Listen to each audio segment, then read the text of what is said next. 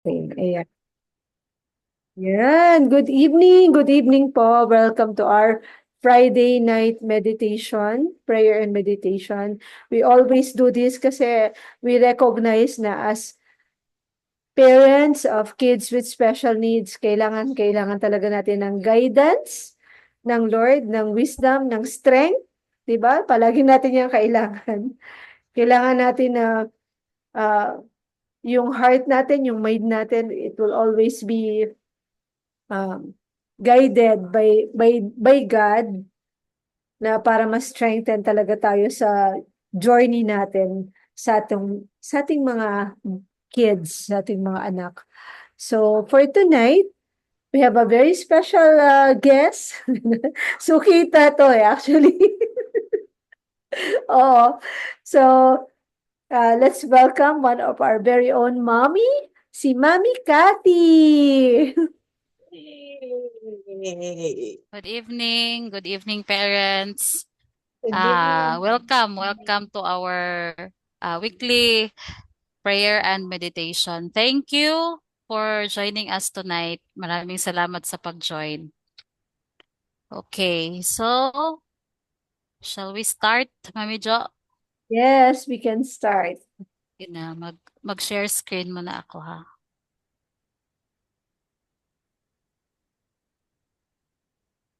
Hindi. Bakit? Share screen.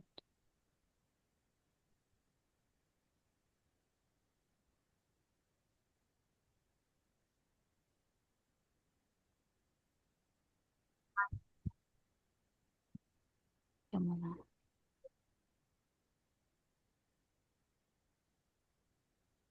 Okay. Nakita ra, Mami Jo? Yes, Yes, Na-share ah. oo, yeah, nakita na. finding hope. Okay. So let's start. So thank you again for joining us tonight sa ating weekly prayer and meditation. So we've been doing this every Friday for more than 5 years now.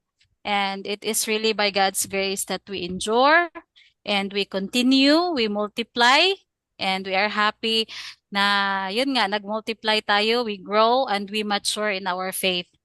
And it is by God's grace and not by our own effort. So thank you, Lord, for your goodness. Thank you, Lord God, for your faithfulness sa group namin. So tonight, I'm going to talk about finding faith in difficult times.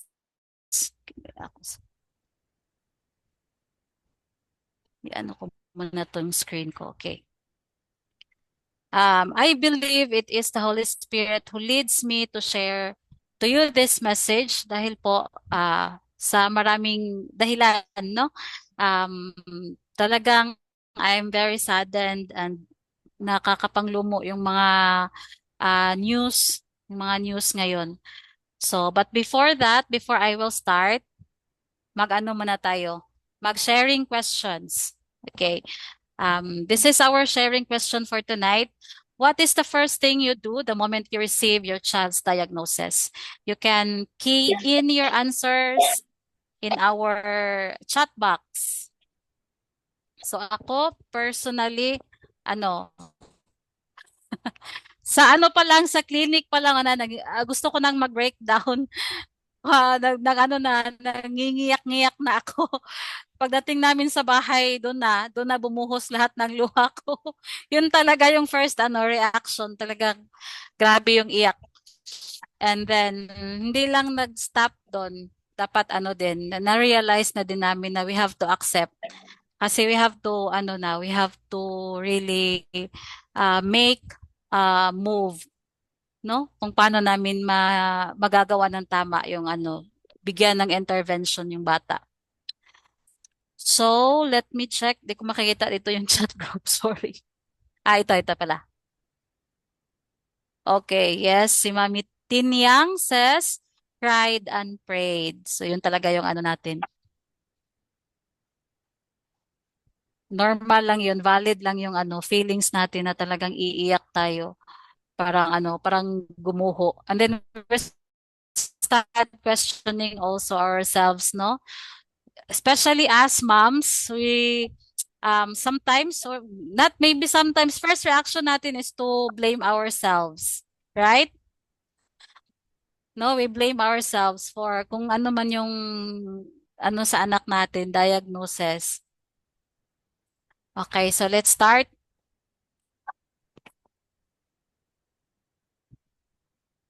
So ito nga, this message talagang I believe na it is the Holy Spirit who leads me to share dahil nga dun sa mga news na talagang heartbreaking no, na nangyayari sa ating community. Nakakalungkot ang mga nangyayari sa mga batang may special needs.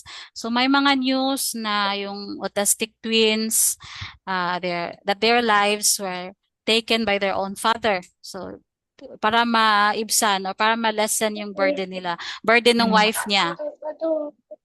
Nandyan din yung balita ng isang lola, ng isang grandma, na ganun din yung ginawa sa kanyang apo for the reason na naaawa siya sa kanyang anak at sa kanyang in-law. So dito sa atin, sa Pilipinas, if I don't know if nakita nyo ba yung yung latest na KMJS, yung ginapos yung kamay kasi nangangagat yung bata. So, yung ginawa ng magulang, yung nanay, ginapos yung kamay niya. So, talagang nakakapanlumo, very devastating yung mga news na ganyan. So, the question is why? Bakit kailangang humantong sa ganun? Maybe they find it so difficult for them to handle. Maybe they find it burden. Na parang grabing sobrang bigat na siguro at parang nawawala na sila ng pag-asang giginhawa at gagaan yung buhay nila. Maybe they lose hope and think it's the end of them. They maybe think it's a dead end. So pag po talaga hope yung mawala sa atin, talagang wala na po. Pero sabi nga 'di ba, habang may buhay, may pag-asa. So we read Lamentations chapter 3 verse 19 to 26. This is our scripture reading for tonight. The thought of my suffering, nag-write ng Lamentations dito si Jeremiah. So sa time na to, grabe yung pinagdadaanan ng nation niya. So he poured his sufferings to God. So he said in Lamentations chapter 3 verse 19 to 26, the thought of my suffering and homelessness is bitter beyond words. I will never forget this awful time as I grieve over my loss. Yet I still dare to hope when I remember this. The faithful love of the Lord never ends. His mercies never cease. Great is his faithfulness. His mercies begin afresh each morning. I said to myself, the Lord is my inheritance. Therefore, I will hope in him. Ayokong ipakita yung slide na yun, very So in difficult times, finding hope can seem impossible, but it's crucial to remember God's promises and his unwavering presence by focusing on his love, seeking solace in prayer and trusting his plan. We can find hope even when life storms rage. So when we say hope, if I'm going to define what is hope, so hope it is maybe it happens or maybe it won't happen. But Bible hope is different. It is certainty of good happening in the future. Hope is a certainty in the Bible. Bible hope is certain of good. This hope, the Bible says, will not put to shame in Romans 5:5. If you're sick in your body, you should have hope that you will be well. If you're suffering from addiction, you must have hope that you will get out of it. You will be delivered from it and much stronger than ever before. When we wake up in the morning, especially when the enemy shoots the first thoughts with negative thoughts about the day, negative thoughts about your body, about your family, about your job, shoo it away. Put on the helmet of hope and say, It's gonna be a great day. Amen? It's gonna be a great day. So is there a hope for my broken relationship with my husband? Yes, there is. Is there a hope for my child, for my child's condition to get better? Absolutely yes. Certainly yes. In God, there is hope. Yes, there is hope, parents. So refuse to care, refuse to worry, you refuse to be anxious. All the care is Christ's. So here's how to find hope in difficult times. So how to find hope in difficult times. Number 1, remember God's promises. Romans chapter 5, verse 3 to 4. And not only that, but we also glory in tribulations, knowing that tribulations produces perseverance, and perseverance hope, and perseverance character, and character hope. So the development of proven character through suffering leads to a deeper hope in God's promises and His love for us. This hope is strong foundation, especially in times of difficulty, as it provides comfort and assurance. So in Hebrews chapter 13, verse 5, it says here, I will never leave you nor forsake you. Same in Deuteronomy chapter 31, verse 6. Be strong and courageous. Do not be afraid or terrified of them. For the Lord your God goes with you. He will never leave you nor forsake you.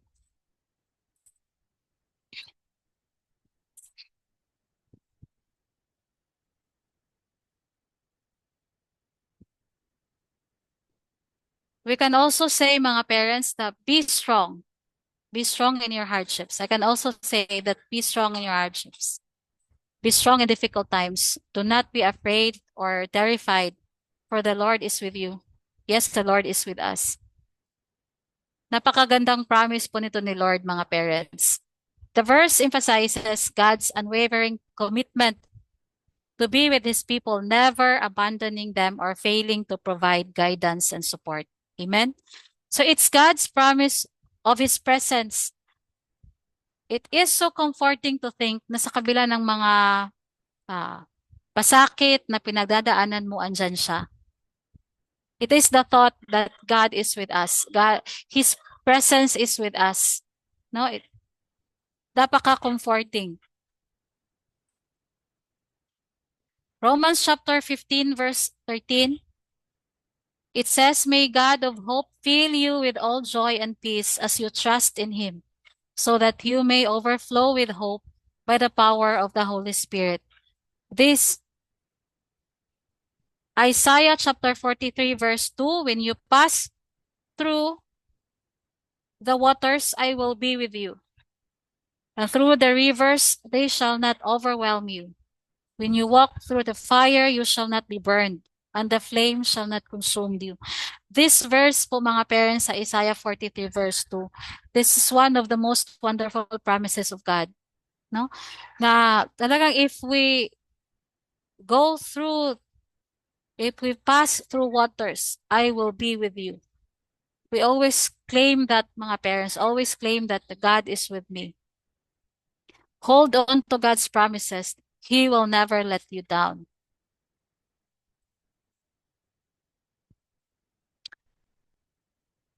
Number 2, focus on God's love. God's love is eternal and unconditional. Remember that He cares for you deeply and wants to fill your heart with peace. I must turn my focus from my pain to God's love. I must turn my focus from my pain, from my problem, my difficulty, to God's love. Amen? He says in Jeremiah chapter 31, verse 3, I have loved you with an everlasting love. Therefore, I have continued my faithfulness to you. Wow. God's love for us is everlasting and unchanging. Diyan pa lang po, may hope na tayo. No? We have hope na because God's love is everlasting and unchanging.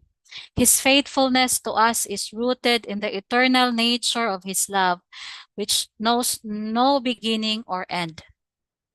We can find hope knowing that God loves us. Amen. His steadfast love never ceases. He says in His word, His steadfast love never ceases. They are new every morning. Every day, God is providing His love for us and never ceases. Why it's new every morning? Palagi nga yung kinakanta ni Adam, does the steadfast love of our Lord never ceases. No, maganda talagang message ni God yan sa atin. It reminds us of His it reminds us of His great love for us. It is new every morning. No, bakit kaya new every morning? Because He loves it. He wants to shower us with His fresh love and mercy every single day. And He wants it to start the very moment that we open our eyes. The very moment we open our eyes in the morning. He wants to shower us with His fresh love in the morning. So me personally, that gives me hope na waking up every day and God is always giving us a brand new day, a brand new start. And He is pouring His love for me and I can say that it's gonna be a great, great day. Sa kabila ng mga bad news na naririnig natin sa ating paligid, no, we can still say it's gonna be a great, great day. It says here in Psalms 139, verse 17 to 18, how precious to me are your thoughts, O God. How vast is the sum of them. If I would count them, they are more than the sand. I awake and I am still with you. I awake and I am still with you. Wow. God's thoughts towards us are precious and innumerable. His love is so intimate that He constantly mindful of us and we can find comfort in His abiding presence. Okay, let's proceed to number 3. Number 3, seek solace and prayer. That means finding comfort through prayers because we have high hopes that God answers prayers. Right, mga parents? That's why we are doing this. No, we are doing this. We are doing prayer and meditation every week, once a week, to find comfort, to give also hope to parents, to help those who felt lost. If we notice mga parents, madami po ngayon sa sa mga autism groups na nagve-vent out sila. No, wala silang wala silang channel na paglabasan ng nila, ng mga nasa loob, bigat ng nararamdaman nila. So they don't know what to do with their situation. Nawawala na ng pag-asa yung iba na maging functional yung mga anak nila. So that's why we always encourage them to join prayer and meditation. Kasi nga yung mga ginagawa dito ni Mami Josie, they are all free. No, kahit sino pwedeng mag-join. In fact, Mami Josie is giving mga practical ways na pwede nating magawa sa bahay. So, through prayers kasi, they can have hope that God answers their prayer. They can have hope that whatever their child's condition, despite of the difficulties they are facing, they can still be joyful. Because prayer changes one's attitude and behavior. It changes us as parents. Now, in my own experience, I can say that prayer gives me clarity. Prayer gives me wisdom. And also, it fills my heart with peace. It calms me. In that way, I can be able to handle my kids well. No, there is really miracle in prayer. And prayer is very powerful.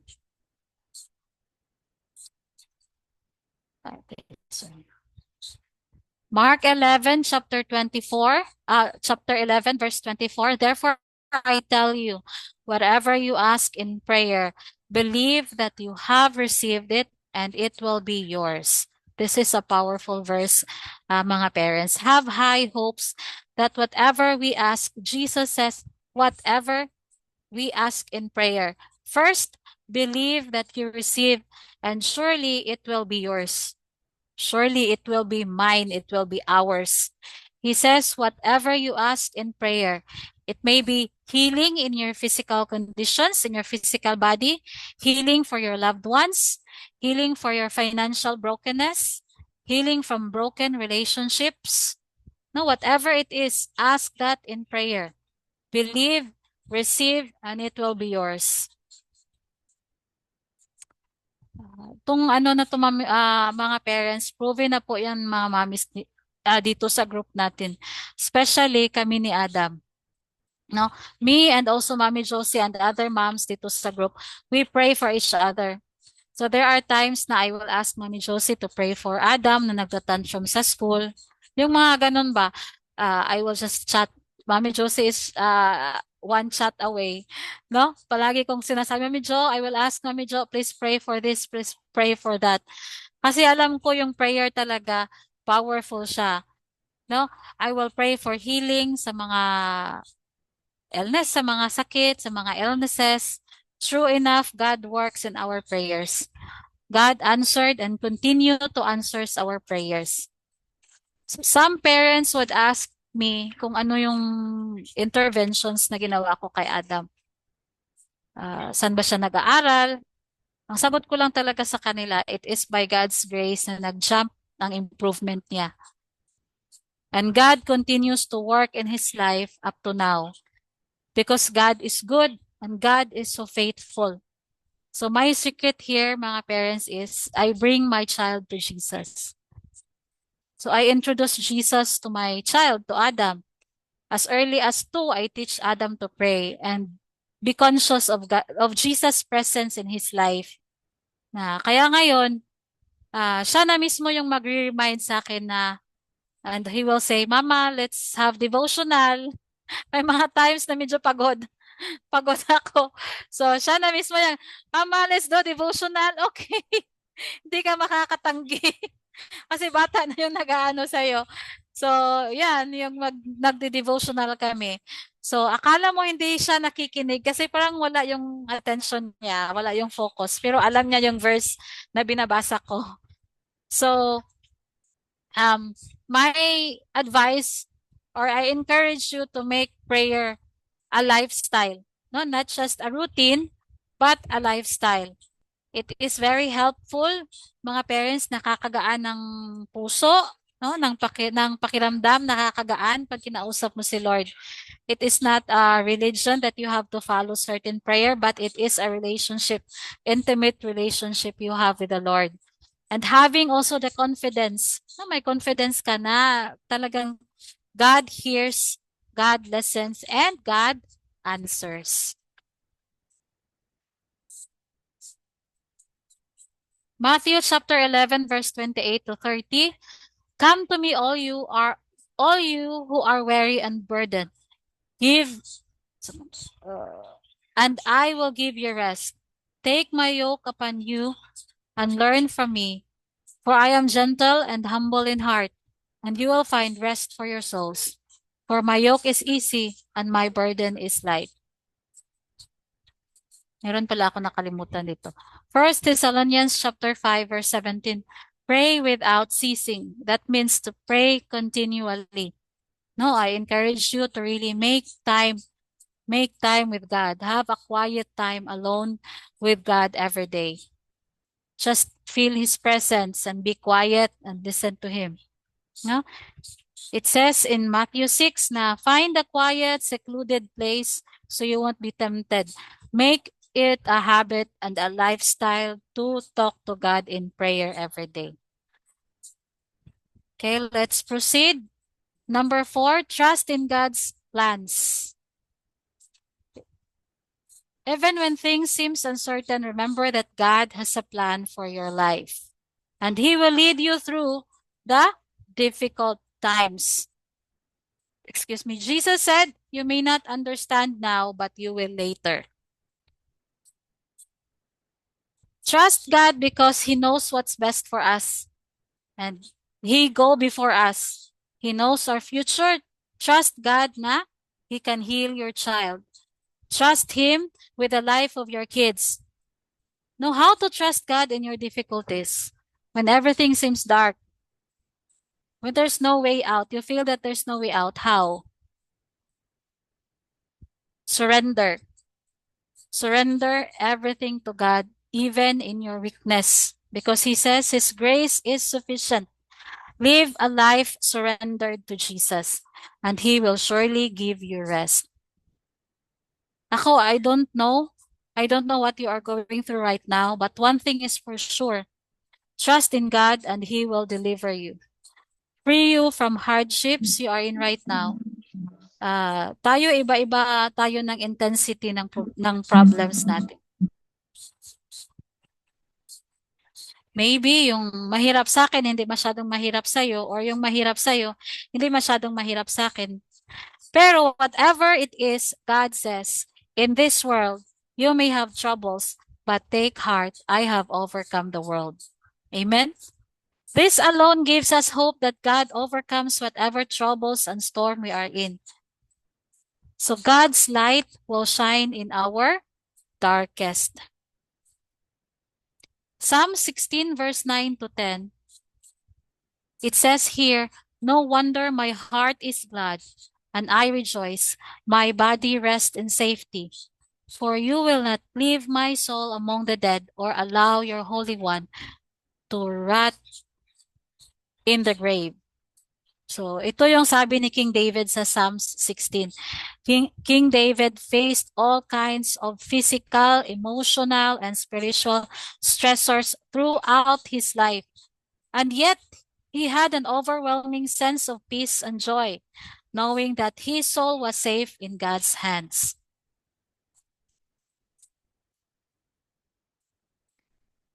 James also, in chapter 1, verse 2 to 3, it says, Brethren, count it all joy when you fall into various trials, knowing that the testing of your faith produces patience.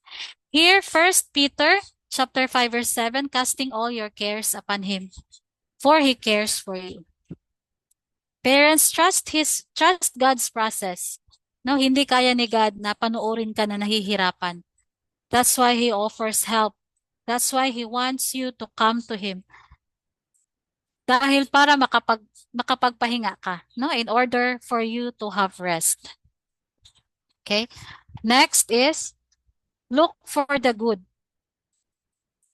Even in the midst of hardship, there can be small moments of joy, gratitude, or connection. Seek these blessings and remember that God can bring good out of difficult situation. Romans 8, chapter 28, it says, And we know that all things work together for good to those who love God, to those who are called according to His purpose. So have hope na lahat na nangyayari sa'yo ngayon, kahit pa sabihin natin hindi maganda, lahat yan, God will turn around the situation for your good. So in my own experience, no, many a times na we prove this verse, na kasi sa moment pa lang na na-diagnose na yung anak natin, nagtatanong na tayo, bakit, no? Nagtatanong na tayo, bakit? Bakit, Lord? Bakit anak ko pa? Bakit pamilya ko pa? Bakit kami? Kaya when I meditated on God's words, He showed me this verse, all things work together for good. So sabi ko sa Kanya, Lord, it is in my darkest that I see your light. It is in my weakest that your strength manifests. It is in my surrender and rest that you work best. So maybe now there are things you might not understand of what's the purpose of all this. It's not for you to find out. You just need to trust God, no, and His purpose. In His time, He will reveal it to you. For me, I found my purpose here. I can be of service to the autism community where I can share God's goodness in our journey. But I can give honor to God because of the miracles and all the works God has done and continually doing in our life. So that's why I have hope in all things, that every morning, kahit hindi ko alam kung anong mangyayari sa buhay ko, I have hope that it will be a wonderful day. full of life and full of God's goodness. Kasi I have faith that He will make all things work for my good. Amen. 2 Corinthians chapter 12 verse 9, but He said to me, my grace is sufficient for you, for my power is made perfect in weakness. God's grace is supply. No, He supplies strength, He provides your needs, He supplies healing, and so much more. Ako, I am happy and hopeful na our kids will have a wonderful future. Amen? Number 6, don't give up. Don't give up, mga parents. Hold on to hope and trust that God will be faithful and provide a way out. Hold on, don't give up. Huwag po natin susukuan yung mga anak natin, kawawa po sila. Don't give up on life. Kami din nung una, sobrang hirap po, pero lumadlaban pa din. No, kahit ngayon may mga struggles pa din. In our experience kasi, it's not just the delayed we are dealing with, but also other health conditions like yung constipation niya, yung eating problems, yung mga sleep problems, niya, may asthma pa siya. So, I don't know where we are if we have given up. I don't know where we are now if we have given up. Parang I can't imagine our journey without God. Siguro ang gulo. So it's a wonderful thing that God gives you strength. God gives me strength to go on, to move forward, to find ways. God will give you wisdom and God will lead you to the right people na hihingan mo ng tulong. I-lead ka ni Lord dito sa group natin. Right, mga parents? And now, malayo pa kami. Nasa ano pa si Adam, 10 years old. No? Malayo pa, but malayo-layo na rin. But I have high hopes that this journey is going to be wonderful. No, I have high hopes that magaan because God is with us. Along the way, may mga may mga obstacle course. But I have faith na kakayanin, hindi susuko. Kasi my strength is from God. My strength is from the Lord. Today, nai-enjoy na naming pamilya ang pagiging sweet, ang pagiging caring and thoughtful ni Adam. Far from perfect, pero maraming milestones na din and we celebrate each step, each milestones na nagagawa na niya. Philippians 4:13 says, I can do all things through Christ who gives me strength.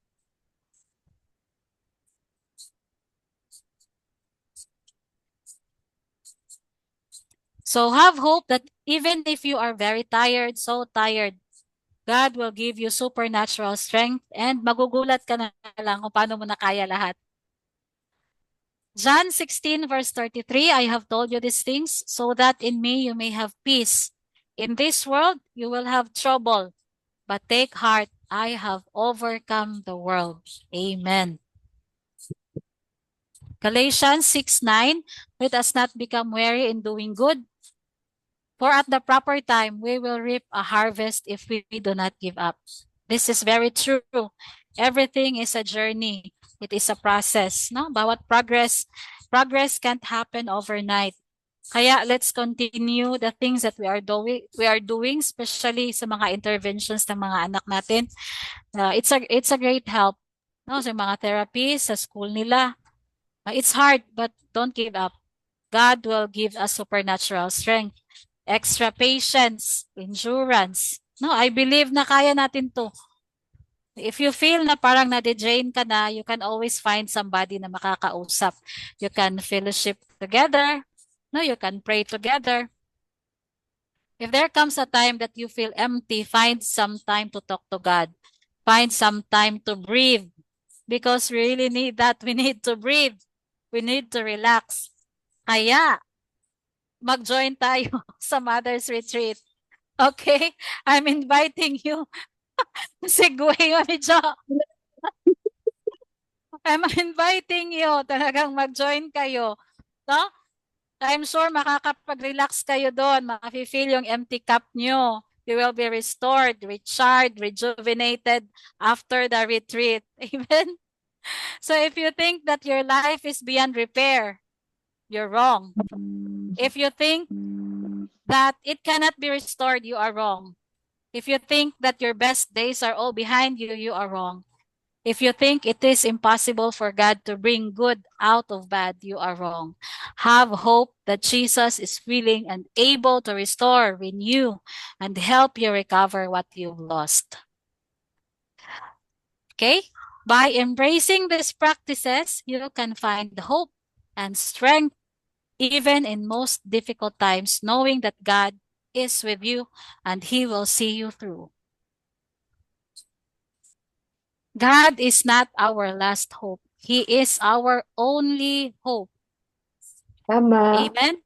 Amen. Amen. When God is all you have, you'll realize God is all you need. Okay? So let us pray, mga parents. Let me pray for you. Okay, Father God, thank you so much for your message. We worship you, Lord, and we glorify your name. I acknowledge that you are the source of our strength, Lord. Thank you for giving hope in our hearts that assures us that whatever difficult situations we are in, you are in control. I trust you, Lord, that you will guide us, give us wisdom, especially in handling our kids with special needs. I pray, Lord God, that you will supply strength to all the parents joining us tonight and will join later. Guard our thoughts, Lord, that we only think of what is good and what is pure. Lord God, we surrender our life in your sovereignty. You know what is best for our children, and we trust you that everything will be all right. Parents, may the Lord bless you and preserve you. You are in the place of refuge throughout this week. May the Lord make his face shine on you, give favor everywhere you go. May the Lord lift up his countenance on you and grant to you and your family his shalom, well-being, wholeness, and peace. In Jesus' name we pray. Amen and amen. Amen. Thank you and God bless. Wow. Salamat ng marami, Mami Kat. As in, sobrang nakaka-bless itong shinare mo sa amin ngayong gabi. No, na finding hope in difficult times. I think this is a breath of fresh air for all of us. Anybody na gusto pong mag-add sa shinare ni Mami Cathy ngayong gabi? You are free to add or say something. Ano bang na-gets nyo? Ano bang take home nyo? Dito sa shinare ni Mami Cathy ngayong gabi. Sige po, wag na po tayong maghiya. Tayo lang po yung nandito.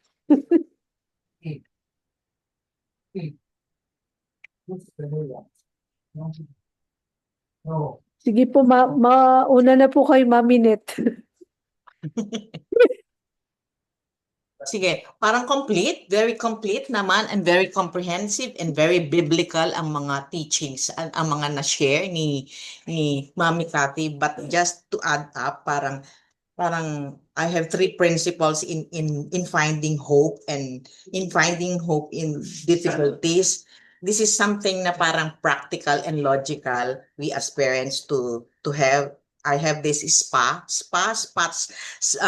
S for shifting perspective, P for practicing self-compassion, and A for actively seeking positive experiences. What is shifting perspective? It's altering how one views or interprets a situation, problem, or experience, often by considering alternative viewpoints. It's about expanding one's understanding and potentially gaining a broader or more nuanced comprehension of the situation, like one of the principles that was taken by Mami Cathy. It's there is purpose for for us being parents of these awesome kids.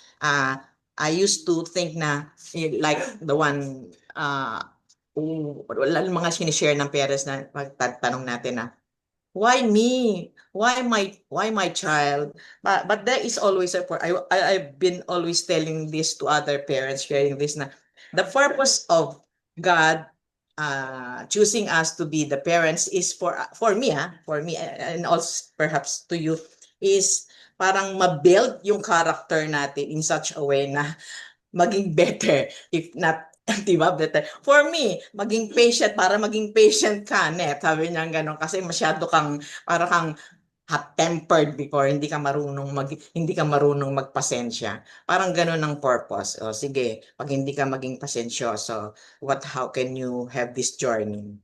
Yun namang practicing self-compassion, it's like, sabi nga, it's like acknowledging our struggles. Yung kailangan tayo, we as parents, i-acknowledge natin na binigyan tayo ng Panginoon ng ganitong journey, na dapat i-accept natin kung anumang struggle ang dadaanan natin. We also have to accept na we are perfect. Kung meron tayong mga struggles, hindi naman natin talaga, no one is perfect. God is only one who is perfect, di ba? So, i-accept natin that we are not perfect, kaya dumadaan tayo sa mga ganitong pagsubok na nanghihina tayo, nagda-doubt tayo, yung ganon, nagko-complain tayo.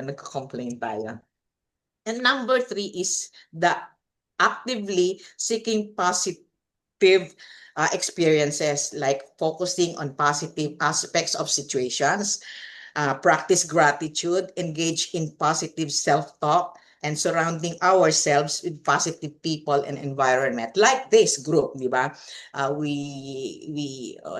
Isinali natin ang ating mga sarili dito sa group because we believe na makakatulong itong group na ito in our journey. Thank you. Tama. Maraming salamat po, Mami Net. O, sino pa? Sino pang may mag-share ng takeouts nyo sa senior ni Mami Cathy ngayong gabi? Okay. Meron pa po ba? Okay. I think this 6 ways on how to focus on the hope that God has given us is napaka practical nito, na we need to focus on God's promises, God's love, tapos prayer, tapos trust talaga si God, and then you look for the good and don't give up. Napaka-practical nitong mga to na shinare mo, Mami Cathy. I hope many will be able to listen to the recording as well. Pero ito talaga yung ginagawa na, dapat nating gawin talaga eh. Lalo na sa mga sitwasyon natin, di ba? So, thank you very much for sharing these words with us. So, ngayon we will go to prayer. Sinegway mo nga yung yung ating retreat. So, again, we are inviting you to our retreat. Especially kung hindi... Oh, yan si Mami Jonah. Hi, Mami Jonah. Ano yung mga nasa likod mo? May mga wordings ka ba dyan? So, sabi ko nga, kung hindi taga Cebu, pag taga-labas, pag pumunta dito, may considerable talaga yan. Sana pwede kayong mag-join, pwede kayong to come here in Cebu. Pero excited na kami. Actually, si Mami Net nag-record na siya ng niya. Oo, ng message niya. Kasi may message. Isa siya sa magme-message doon dahil nasa Manila nga siya. Si Mami Lily yung isa. Siya magme-message din siya. So, but we are all really excited for the camp. Hindi ko alam kasi Friday night sa May 9 we'll be in the camp, most of us. So I don't know how we are going to make it parang ganito, a Zoom meeting. Tapos na doon kami lahat, and diba? We'll try kasi yung Friday night ang naka-schedule niyan na session for that is ako. Magtuturo ako for the Friday night. So, Pwede natin i-Zoom yan, Mami Jo. I'm thinking Oo really. nga, parang part din kami. Tama. Di ba? Tama. Di ba? Tama. Parang nag-retreat din tayo. Excited na ako kasi yung maganda yung mga topics natin eh, dun sa camp. Di ba na, sila Mami Tin yang naka-receive na yan ng ano, yung letter. May mga letter kasi pag nag-register, binibigay ko na yung parang letter of preparation, paano ka magpe-prepare for the camp, tapos yung mga topics nandun. Then ako, excited na rin ako dun sa ituturo ko on, on that camp, preparing, yung naka-assign sa akin is the shepherd who empowers me. Oh, di ba? sobrang, sobrang excited na ako dyan. Kanina, nag-meditate ako dun sa teaching ko, na-excite ako. And even yung mga teaching nung bawat mami na nandun, like, ang isa sa magtuturo, si Mami Cathy, tapos si Mami Lala, mag-share sila. So, nakaka-excite talaga. Then we'll have some arts, mag-arts tayo. And the place itself, sobrang ganda. Napaka-nature. Nasa bundok ka, no? Wala mo nang anak, wala mo nang asawa, ikaw at si God lang muna. So sometimes kailangan natin ng ganyan mga breaks. So right now we will be going to prayer. So ang first na ipag-pray natin ay ating mga awesome kids. Let's pray for our awesome kids. Sige, ako na lang muna magle-lead sa prayer. Let's pray na they will grow and mature. Let's pray. Father God, we want to lift up to you our kids, our awesome kids. We thank you for giving them to us. Thank you, Lord, na pinagkatiwala mo po sila sa amin. They are a gift. They are gifts to us, blessing to us, oh God. Dinideclare namin yan. At napakalaking joy, talagang kagalakan sa aming puso, ang aming mga anak. Yung laughter na binibigay nila sa amin, yung joy, napakalaki, Panginoon. Maraming salamat sa pag-ibig na yan na ipinakita mo, pinaramdam mo sa amin through our kids. We ask na i-bless niyo po ang aming mga anak. Lord, i-bless mo sila, um, i-provide mo lahat ng mga pangangailangan nila. Lord God, physical needs, Lord God, na continue to improve their conditions, yung mga cognitive needs nila, Lord God, give them understanding, yung mga sensory needs nila. Lord God, we pray, ikaw po ang mag-fill up yan sa kanilang system, sa kanilang physical system, Panginoon. And most especially, we ask na you cause our kids to mature. Let them experience you, Lord God, your reality, experience your love, your unfailing love. Maranasan po ng mga anak namin. Maintindihan po ng mga anak namin na merong Diyos na nagmamahal sa kanila. Panginoon, they are neurodivergent, but at the same time, they have same need, spiritual need sa heart nila of you. I-fill up mo po yun, Panginoon. Let them experience your goodness, experience your power, experience your miracle sa kanilang buhay, Panginoon. Praying for maturity every day na mag-cause them to mature. Magkaroon ng connection, magkaroon ng love connection sila sa kanilang mga magulang, sa kanilang mga kaibigan, sa community, sa paligid, Panginoon. Lord, cause our kids to mature and become a very positive part of our community. Maraming salamat po. We ask this in Jesus' name. Amen. Amen.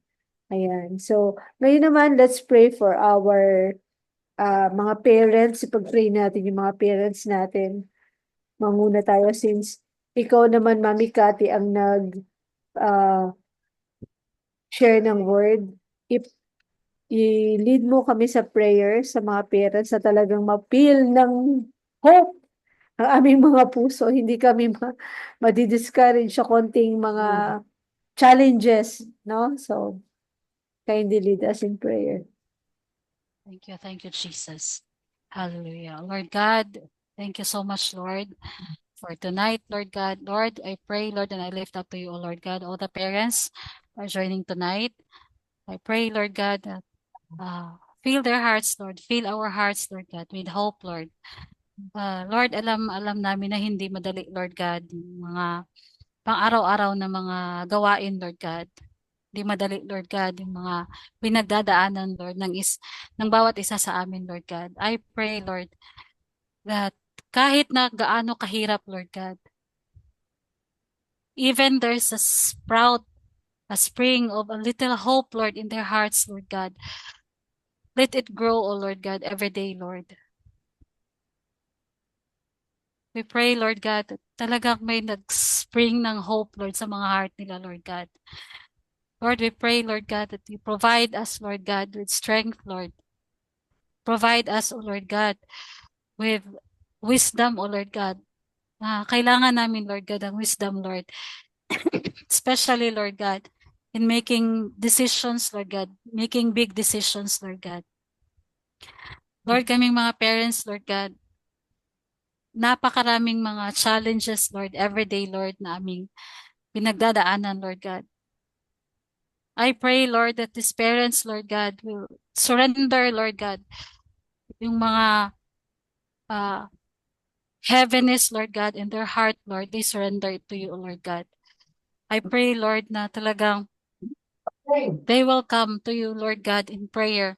They will come to you, Lord God, in humility, Lord God. They will, Lord, lavish your presence, Lord God, every day, Lord God. I pray, Lord, that you will give us, O Lord God, desire, Lord God, to seek you always, Lord. I pray, Lord God, that you will give us a heart, Lord God, to prioritize you first above all else. Thank you, Lord Jesus. Thank you, Lord Jesus, for the strength. Thank you, Lord, for your protection over our family, Lord God. Thank you, Lord, that you cover us, Lord God, our whole household with your divine protection. Maraming salamat, Lord God, sa lakas. Maraming salamat, Lord God, sa wisdom, Lord God. Maraming salamat, Lord God, dahil di mo kami pinababayaan, Lord. You are with us always, Lord God. You are with us, Lord. Thank you, Lord Jesus. Lord, I pray, Lord God, that every parents, Lord God, mafe-feel nila yung light mo, Lord God, that your face will shine, Lord God, in their lives, Lord God. They can feel your presence, oh Lord God, every day, Lord, of their lives. Thank you, Lord Jesus. It is in your presence, Lord, that we can truly find the real happiness, the real contentment, the real peace, Lord God, the peace that transcends our understanding, Lord. Thank you so much, Lord Jesus. This we ask in your name, O Jesus Christ. Amen and amen.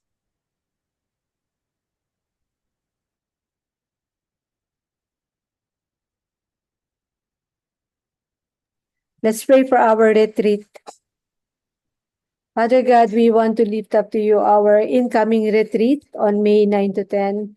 And for all the preparations that needs to be done, we pray, Lord God, na give us strength, all of us, especially kaming mga core na magpe-prepare nito. Lord, give us wisdom, understanding, Lord God, and insights, Lord God, para sa pag-share namin ng word mo, talagang, Lord, na maging blessing kami. And we pray for all the moms who will be joining us. We are praying, Lord God, for yung mga maiiwan nilang mga anak nila sa bahay, that you will keep them safe and sound. Also, Lord God, na as they join the retreat, Lord, there will be renewal, refreshing. Lord, magkakaroon ng a new strength upon each one, Panginoon. I-prepare mo po yung heart ng bawat isa sa amin, Lord God, na mag-join. And we thank you, Lord, for safety. We're praying for safety upon all of us, na walang anumang untoward accident, incident mangyayari. But Lord, thank you for the success of this first ever, first ever retreat for moms, Lord God, para sa mga awesome moms. And I pray na hindi lang to first, but it's going to really multiply in different places, in different localities, Panginoon. Magkakaroon kami ng mga same na ganitong experiences, mga short retreats for the parents. And also, Lord, dahil malapit na rin po ang election, May 12 na po, we pray for successful election. We pray for a clean election, Lord God, na wala pong mangyaring mga dayaan, but we pray for peaceful, successful election. Lead the people, Lord God, to vote according to their conscience. We pray for safety for all the teachers, all those who are involved in the election, Lord God. And salamat, Lord, you will give us the best officials, mga new officials na ibibigay mo sa amin ngayong election na to. Lord, maraming salamat, Panginoon. You have mercy on us, mercy on our people, O God, mercy on our government. Salamat po. Sabi mo po sa iyong salita sa Bible, Lord God, na we need to pray for all people, especially those who lead us and govern us. We are praying, bless our government, guide them, continue to cause them to serve according to their conscience. Lord God, we pray, ikaw po kumilos, Panginoon, i-bless mo po yung bansa namin, Lord. And right now, I also pray for each one of us who is joining right here, praying for a new strength, refreshing, and financial blessing upon our families, provisions for our families, oh God. Maraming salamat po. Napaka-dependable God, dependable Father we have in you. In Jesus' name we pray. Amen and amen. Ayan. So thank you very much for joining. Mag-take tayo ng souvenir photo. Can everybody open their video?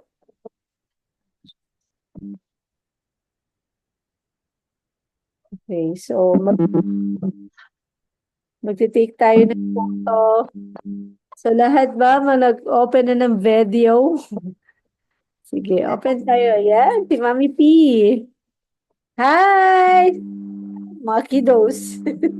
Sige, smile. 1, 2, 3. Isa pa yung medyo naka-heart-heart tayo.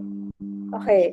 1, 2, 3. Ayun. So, good night, everyone. See you next Friday. God bless you. Good night. Good night. Good night. God Good night, bless. Mommy Bossy. Good night. Good night, Jory. Good night, everybody. Good night.